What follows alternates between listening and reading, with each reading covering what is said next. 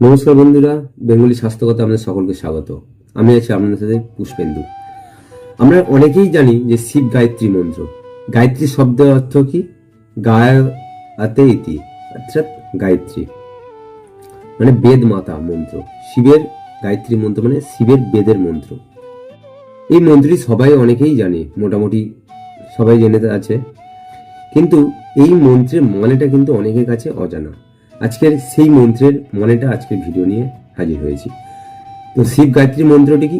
ওং তৎপুরুষা বিদ্মহে মহাদেবায় ধীমহি তন্ন রুদ্র প্রচোদয়া। অর্থাৎ যিনি তৎপুরুষ ব্রহ্মা, যিনি সব পুরীতেই স্বয়ং থাকেন, তাতে জেনে মহাদেবকে ধন্যবাদ করি।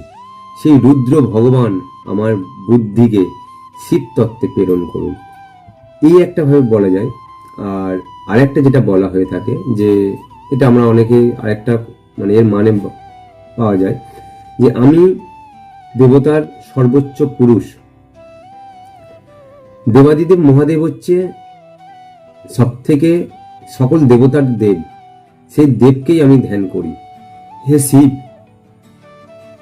আপনি আমার জ্ঞান, বুদ্ধি এবং জগতের কল্যাণময় কাজের জন্য আমাকে নিয়োজিত করুন।